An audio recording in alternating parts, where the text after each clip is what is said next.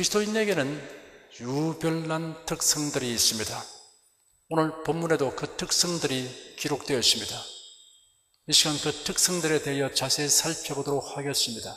만약 이런 특성이 없다면 그 사람은 정상적인 그리스도인이 아닙니다.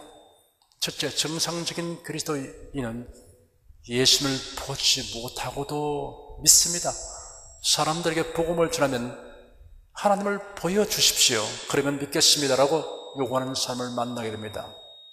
보이지 않는 하나님을 어떻게 믿을 수 있느냐라고 항변하기도 합니다. 그들의 입장에서는 무리한 요구라고 할 수 없습니다. 백문이 불여일견이라는 말이 있습니다. 100번 듣기보다 한 번 보는 것이 더 낫다는 뜻입니다. 실제로 하나님께서 자신의 모습을 인생들에게 나타내 보이신다면 복음 전도자들이 애써 전도할 필요가 없을 것입니다. 그런데 사실은 그렇지 않습니다. 옛날 이스라엘 백성들은 하나님께서 강림하셔서 친히 말씀하신 것을 직접 경험했습니다. 백성들이 하나님을 맞이하려고 시내산 기슭에 서 있는데 번개가 치고 천둥이 울렸습니다. 하나님께서 불 가운데서 강림하시니 시내산의 연기가 자욱하고 온 산이 크게 진동하였으며 나팔 소리가 점점 크게 울렸습니다. 모세가 말씀을 드리자 하나님께서 음성으로 대답하셨습니다. 만일 내가 이런 광경을 직접 경험했으면 견고한 믿음을 가지게 될 것이다 라고 말하겠지만 사실은 그렇지 않다는 것을 이스라엘 백성들이 증명하고 있습니다. 이스라엘 사람들은 이런 광경을 보았음에도 불구하고 며칠이 지나지 않아서 하나님께서 금지하신 우상을 만들어 경배하였습니다. 하나님의 강림하시는 모습과 그 음성을 직접 듣지 못한다 해도 하나님이 행하신 기적들을 내가 확실하게 체험한다면 굳센 믿음을 가질 것이다 라고 말하는 사람이 있을 것입니다. 그러나 역시 그렇지 않다는 사실을 이스라엘 백성들이 증명해 보였습니다. 애굽에서 해방되어 가나안을 향해 행진하였던 이스라엘 자신들은 하나님께서 행하시는 기적을 전부 허무하게 많이 체험하였습니다. 그들은 하나님께서 모세의 손을 통해 애굽에 내리시는 재앙들을 똑똑하게 보았습니다. 피재앙, 개구리 재앙, 이재앙, 파리재앙, 가축의 악질이 나는 재앙, 독종재앙, 우박재앙, 메뚜기재앙, 대낮이 캄캄한 어둠으로 덮이는 재앙을 보았습니다. 우연히 발생한 재앙이 아니었습니다. 모세가 하나님께로부터 그 재앙들이 임할 것이라는 말씀을 받은 후에 애굽 왕에게 선포한 그대로 임한 재앙이었습니다. 더욱이 10번째 재앙인 6월절 사건은 그들이 잊으려고 해도 잊을 수 없는 사건이었습니다. 하나님께서 모세를 통해 주신 명령대로 그들은 어린 양을 잡아 그 피를 그들이 거주하는 집의 문림방과 좌우설주에 발랐습니다. 그리고 여행을 떠날 만반의 준비를 하고 그 밤에 집안에서 어린 양의 고기와 누룩 없는 떡과 선나물을 먹었습니다. 그 밤에 하나님이 보낸 천사가 애굽 전역을 다니면서 어린 양의 피를 바르지 아니한 집에는 예외 없이 들어가서 사람이든 짐승이든 먼저 난 것은 다 죽였습니다. 바로의 공도 예배는 아닙니다. 온 애굽이 초상집이 되었습니다. 심히 교만하고 완고한 애굽 왕이지만 모세의 요구를 더 이상 거절할 수 없게 되고 말았습니다. 그래야 이스라엘 자손들은 지긋지긋한 노예 생활의 종지부를 찍고 자유를 얻어 하나님께서 언약하신 가나안을 향해 출발하였습니다. 여러분 중에는 만약 내가 그러한 체험을 하였다면 결코 하나님을 의심하거나 거역하지 않을 것이라고 말하실 분이 있을 것입니다. 아마 거의 모두가 그런 생각을 할 것입니다. 그러나 역시 그렇지 않다는 것을 이스라엘 백성들이 증명해 보였습니다. 그런 체험이 반드시 신앙을 갖게 하거나 견고하게 하는 것은 아닙니다. 이스라엘 자손들은 40년간 광야를 행진하면서 하나님께서 베푸신 기이하고 놀라운 능력을 체험하였습니다. 40년간 구름기둥, 불기둥의 인도를 받았습니다. 광야길은 험할 뿐 아니라 기후가 큰 문제였습니다. 낮에는 모든 것을 태워버릴 만큼 강렬한 태양빛이 자결했습니다. 밤에는 기온이 급강하였습니다. 이런 변화가 있는 광야를 남녀노소가 어떻게 행진합니까? 그것도 하루 이틀도 아니고 긴 세월 동안 안전하게 행진하는 것은 불가능합니다. 하나님께서 구름기둥, 불기둥을 보내주셨습니다. 낮에는 구름기둥으로 차이를 쳐주어서 시원하게 해주시고, 밤에는 그들 가운데 불기둥이 있어서 따뜻하게 하셨습니다. 이런 기이한 일을 한두 번 체험한 것이 아니고 40년간 매일 체험한 것입니다. 하늘에서 내려주시는 일용할 양식을 40년간 먹었습니다. 농사 지은 적이 없습니다. 무역한 적이 없습니다. 그러나 굶어 죽은 사람이 한 사람도 없습니다. 하나님 매일 아침 그들의 진에 양식을 내려주셨습니다. 하늘 양식 만나를 주신 것입니다. 한두 번 그런 기적을 체험한 것이 아니고 40년간 매일처럼 기적의 떡을 먹었습니다. 하나님께서 선보를 달리게 하시고 반석에서 물이 터져나오게 하시는 기적도 그들이 체험했습니다. 40년 동안 광야를 행진하면서도 의복이 낡지 아니하였고 신발이 휘어지지 아니하시며 발이 부르트지 아니하는 기적을 체험했습니다. 그런데도 대다수의 이스라엘 백성들은 하나님을 의심하였고 불순종하였습니다. 인간은 간사하고 미련합니다. 옛사람이나 지금 사람이나 다를 바 없습니다.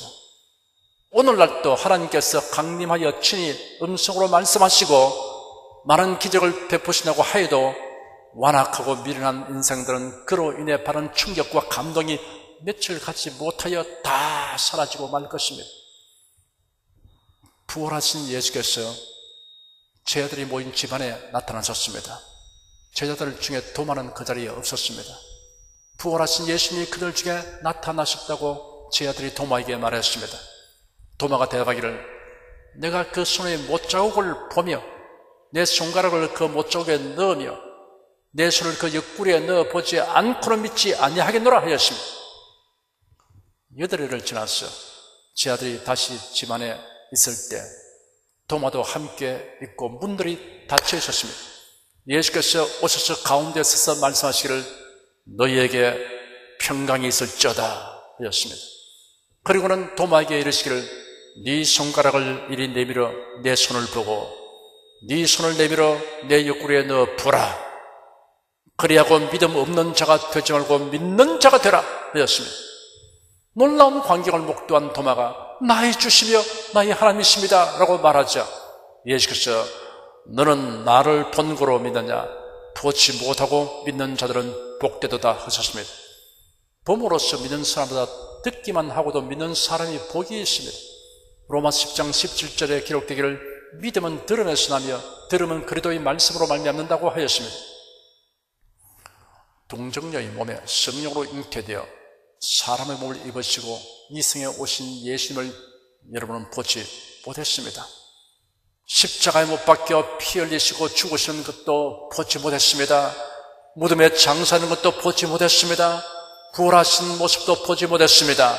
하늘로 오르시는 모습도 보지 못했습니다. 그러하지만 여러분은 예수를 믿고 있습니다. 예수께서 행하신 일들을 믿고 있습니다. 예수님에게 일어났던 때를 조금도 의심하지 않고 믿고 있습니다. 참으로 기이하고 놀라운 믿음입니다. 예수님을 보지 못하였으나 믿는 이것이 정상적인 그리스도인의 특성입니다.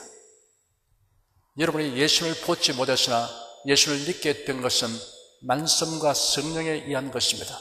예수 그리스도로 말미암는 구원의 진리를 들을 때 성령께서 깨닫게 하여 주시기 때문입니다. 그리스도인은 참으로 신기하고 놀라운 믿음을 가진 사람입니다. 예수를 보지 못하였으나 믿는 여러분은 진실로 복이 있습니다. 둘째, 정상적인 그리스도인은 예수를 보지 못하였으나 사랑합니다. 사람이 어떤 대상을 사랑하게 되는 이유는 그 대상을 보게 됨으로써입니다. 보는 것과 사랑하는 것은 매우 밀접한 관계성을 가집니다. 자연재해, 전쟁 등으로 인해 극한 상황에 처한 사람들에 대하여 누구나 동정심을 가집니다. 극심한 가난과 질병으로 고통하는 사람들에 대해 불쌍히 여기는 것은 인지상정입니다. 그런데 그런 상황에 처한 사람들에 대하여 듣는 것보다 현장에 가서 보게 되면 훨씬 더 깊은 연민의 정을 가지게 됩니다. 그런데 여러분은 예수님을 직접 본 일이 없음에도 불구하고 예수님을 사랑하는 것은 신기하고 놀라운 일입니다. 정령 하나님의 택하심을 입은 사람만이 가능한 일입니다. 예수를 너희가 보지 못하였으나 사랑하는도다라는 본문 말씀은 그 사랑의 신기함을 나타내고 있습니다. 예수를 보지 못하였으나 사랑하는 것이 정상적인 그리스도인의 특성입니다. 예수를 보지 못하였으나 온 마음과 뜻을 다하여 사랑하는 사람은 놀라운 복을 받은 사람입니다. 셋째, 정상적인 그리스도인은 예수를 보지 못하면서도 말할 수 없는 영광스러운 즐거움으로 기뻐합니다. 이 세상 모든 사람을 예수님에 대한 믿음과 관련해서 분류하면 둘 중에 하나입니다. 불신자와 신자, 둘 중 하나입니다. 예수 그리스도를 믿지 않는 사람을 세 부류로 나눌 수 있습니다. 복음을 듣지 못하여 믿지 못하는 사람이 있습니다. 성경을 보지 못했습니다. 예수 그리스도의 복음을 전하는 자를 만나지 못하였습니다. 구원의 소식을 듣지 못했습니다. 마음 아픈 일입니다. 복음을 듣고도 거부하는 사람이 있습니다. 구원의 소식을 듣고도 믿기를 거절합니다. 혹은 복음 전하는 자를 미워하고 박대합니다. 불쌍한 사람입니다. 복음에 대해 관심을 가지며 호의적이면서도 믿지 않는 사람이 있습니다. 안타까운 일입니다. 예수 그리스도를 믿는 사람도 세 부류가 있습니다. 매우 소극적이고 수동적인 자세로 신앙생활을 하는 신자가 있습니다. 예수를 구주로 믿지만 신앙생활에 열정과 적극성이 없습니다. 적극적이기는 하지만 신령한 감수성이 부족한 신자가 있습니다. 전도하고 봉사하며 드리는 일에 나름대로 의무를 다합니다. 그러나 신앙으로 말미암는 감격이나 기쁨이 없습니다. 믿고 말할 수 없는 영광스러운 즐거움으로 기뻐하는 신자가 있습니다. 본문의 그 이유를 간단 명료하게 기록해 놓았습니다. 믿음의 결국 곧 영혼의 구원을 받음이라 하였습니다. 사람이 예수 그리스도를 믿어야 하는 궁극적인 이유는 영혼의 구원에 있습니다. 그리스도를 믿는 이유 중에 영혼의 구원보다 다른 것을 앞세우는 사람은 정상적인 그리스도인이 아닙니다. 사이비입니다. 이런 사람이 복음을 혼잡하게 합니다. 성경을 아전 인수격으로 해석하여 믿고 가르치는 이단이 됩니다. 영혼의 구원과 천국에 들어가는 것은 하나입니다. 영혼이 구원되어야 장차 몸이 생명의 부활을 하게 됩니다. 그리스도인이 이 생에서 경험하는 모든 것은 영혼 구원에 비하면 부수적인 것입니다.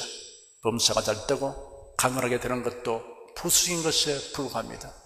사람이 온 천하를 얻고도 영혼을 잃어버리면 영혼 구원을 얻지 못하면 비참한 인생입니다.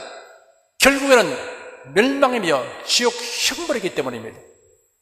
그러므로 영혼의 구원을 받는 바른 신앙의 중요성은 아무리 강조해도 지나치지 않습니다. 철두철미 성경에 기반을 둔 믿음을 가져야 합니다. 예수 그리스도 외에는 구원이 없음을 진심으로 믿어야 합니다. 그 믿음을 행함으로 보여야 합니다. 이런 믿음을 가진 사람만이 영혼 구원을 받습니다. 그리스도인들의 심령 속에서 솟아나는 기쁨은 영혼 구원 받은 것이 얼마나 큰 복인가를 깨닫는 깊이에 비례하여 나타납니다. 영혼이 구원 받은 사실로 인한 즐거움보다 더 큰 즐거움은 없습니다.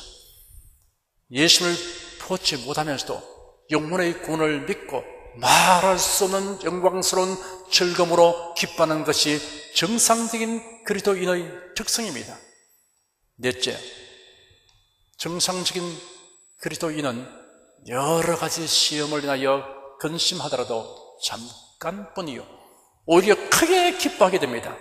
본문에 기록되기를 너희가 만세 나타내기로 예비하신 구원을 얻기 위하여 믿음으로 말미암아 하나님의 능력으로 보호하심을 입었나니 그러므로 너희가 이제 여러 가지 시험을 인하여 잠깐 근심하게 되지 않을 수 없으나 오히려 크게 기뻐하도다.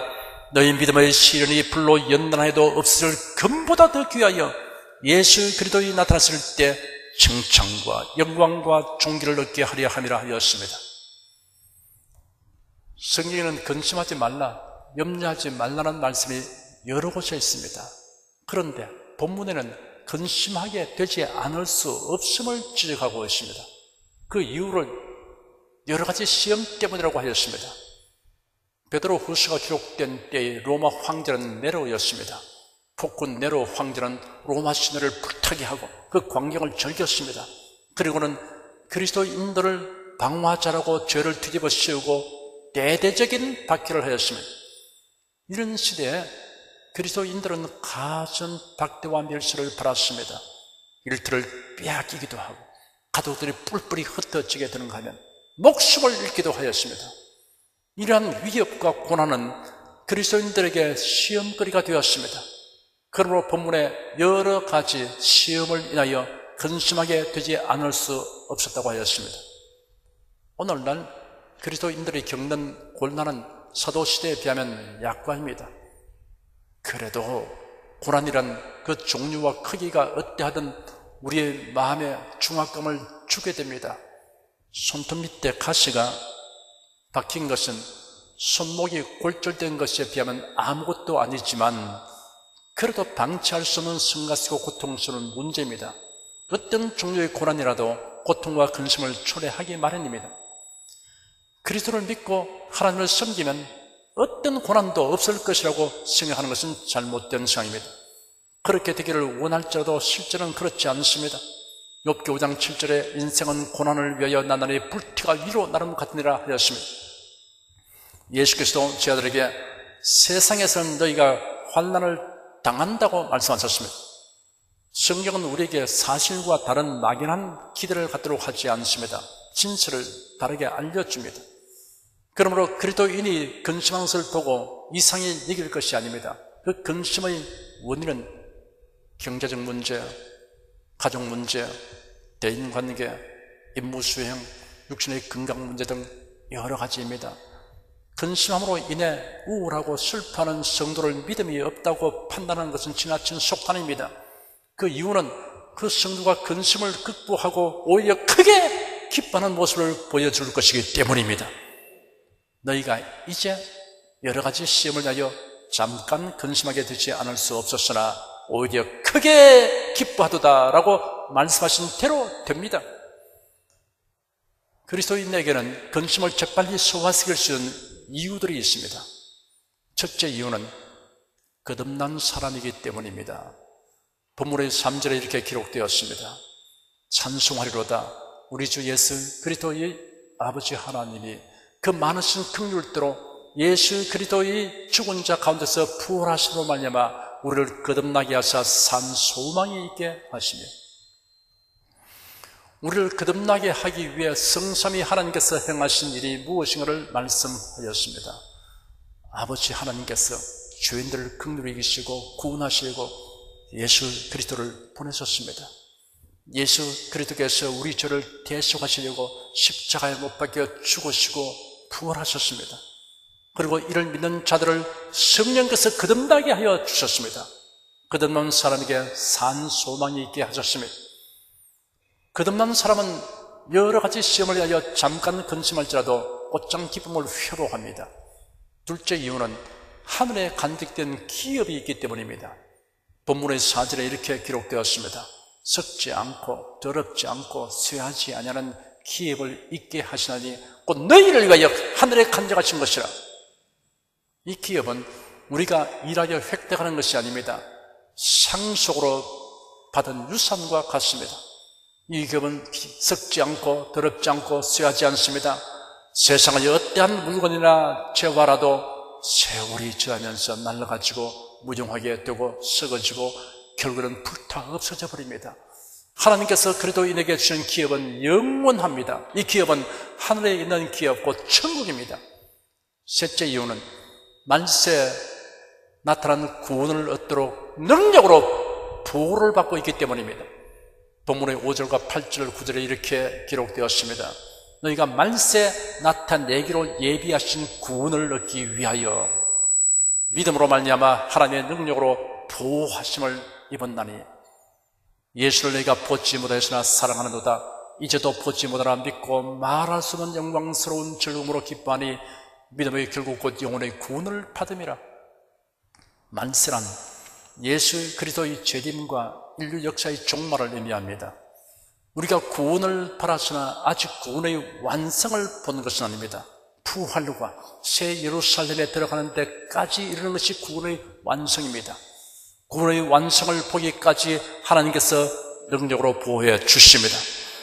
넷째 이유는 여러 가지 시험도 유익되게 하여 주시기 때문입니다. 본문의 7절에 이렇게 기록되었습니다. 너희 믿음의 시련이 불로 연단하여도 없어질 금보다 더 귀하여 예수 그리스도에 나타나실 때 칭찬과 영광과 존귀를 얻게 하려 함이라.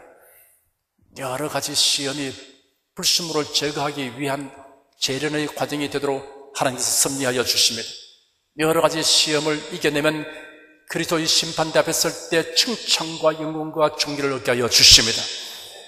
예수를 믿는 사람은 거듭났고 하늘의 기업을 받게 되고 구원의 완성을 보기까지 보호를 받게 되며 이 생에서 받는 고난이 주님 앞에 설 때 칭찬과 존귀와 영광이 됩니다. 이러한 이유들이 있기 때문에 그리스도인은 여러 가지 시험으로 인하여 잠깐 근심할지라도 결국은 오히려 크게 기뻐하게 됩니다. 사랑하는 여러분은 여러 가지 시험을 인하여 근심하게 될 때 하나님이 그리스도 안에서 주신 기뻐할 이유들을 상기하십시오. 손꼽아 헤아려 보시기 바랍니다. 그래야 저녁에는 울음이 기속할지라도 아침에는 기쁨이 찾아오게 되며 근심하는 자 같으나 항상 기뻐하고 잠깐 근심하게 되지 않을 수 없으나 오히려 크게 기뻐하는 그리스도인의 특성을 유감없이 나타나게 되시기를 축원합니다. 정상적인 그리스도인은 예수를 보지 못하고도 믿습니다. 정상적인 그리스도인은 예수를 보지 못했으나 사랑합니다. 정상적인 그리스도인은 예수를 보지 못하면서 말할 수 없는 영광스러운 즐거움으로 기뻐합니다. 정상적인 그리스도인은 여러 가지 시험을 인하여 근심하더라도 잠깐뿐이고 오히려 크게 기뻐하게 됩니다. 이 설교를 들으시는 분들은 모두 정상적인 그리스도인으로 살아가시기를 주님의 이름으로 축복합니다. 기도하겠습니다. 이상 사는 동안 구세주 예수를 믿게 된 것이 얼마나 큰 행운이요 영광인 것은 우리가 다 형용할 수 없음을 고백합니다. 그러나 명목상의 그리스도인들이 많습니다. 색깔은 그러하지만 내용은 없습니다. 기독교란 종교를 믿는 것에서 끝나는 사람들도 많습니다.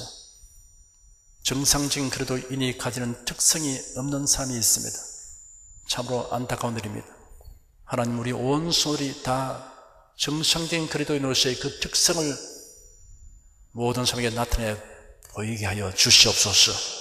그것이 커다란 즐거움이 되게 하여 주시옵소서. 행복이 되게 하여 주시옵소서. 예수 그리스도의 이름으로 기도드립니다. 아멘.